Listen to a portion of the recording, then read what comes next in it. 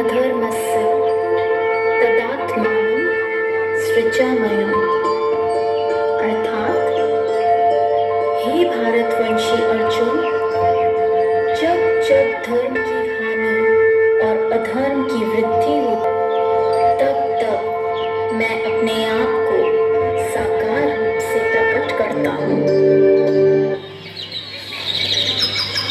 एक समय की बात है, मथुरा राज्य में उग्रसेन नाम का एक राजा, देवकी का भाई कंस, जो कि बहुत ही क्रूर, दुष्ट और निर्दयी था, देवकी से अत्यंत प्रेम करता था।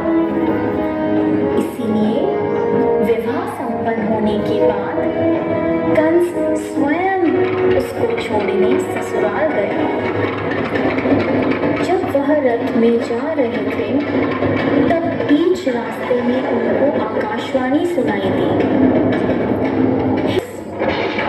तूने इस धरती पर बहुत पाप किए हैं, इसलिए इस धरती पर से तेरे पाप नष्ट करने के लिए देवकी का 8वां पुत्र जन्म लेगा और वही तेरा विनाश करेगा।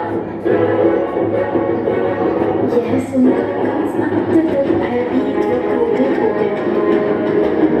वह बीच रास्ते में से ही रथ को वापस मथुरा ले गया और देवकी और वासुदेव जी को बंदी गृह में डालकर बंदी बना लिया। समय बीतता गया। कुछ समय बाद देवकी की संतान हुई। कंस को इसकी सूचना मिली।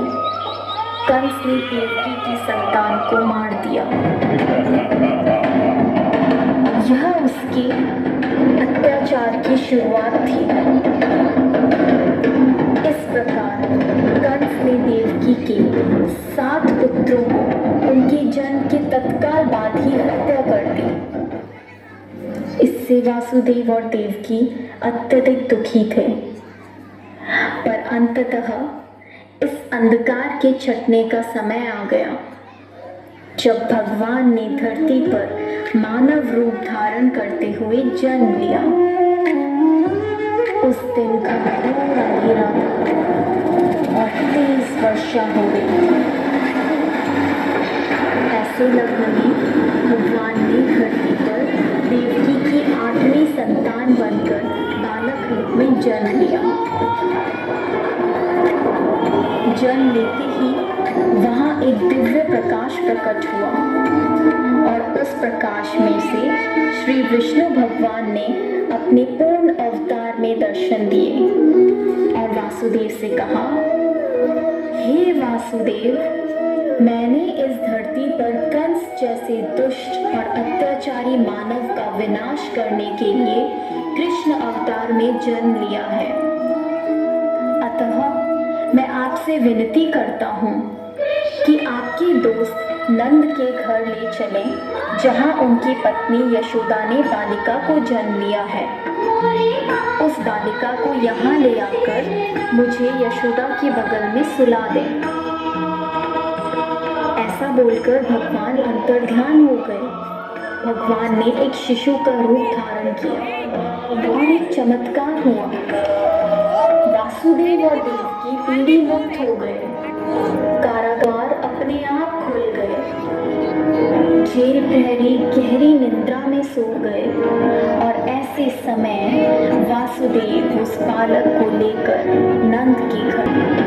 तेज वर्षा के कारण यमुना नदी का बहाव बहुत तेज था, पर यमुना नदी ने वासुदेव और उनके पुत्र के लिए रास्ता बना दिया। कृष्ण ने प्रकट होकर कृष्ण भगवान के बदले तेज बारिश से बचाकर वे नंद के गांव पहुंचे और कृष्ण को यशोदा की बगल में लेटाकर उनकी पुत्री को वापस बंदी गृह ले आए।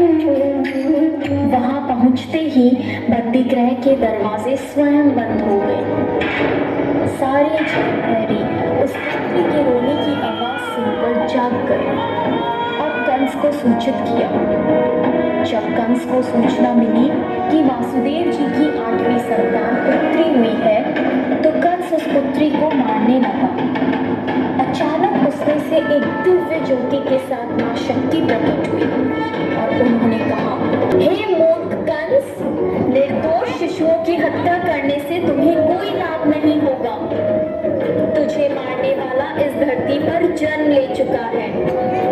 तेरा वध करने के लिए देवकी के 8वें पुत्र ने इस धरती पर जन्म ले लिया है और वही तेरा विनाश करेगा।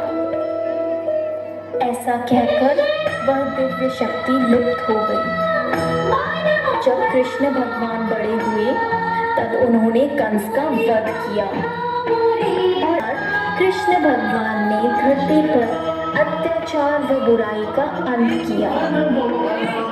इसीलिए हमेशा प्रत्येक जय श्री कृष्ण।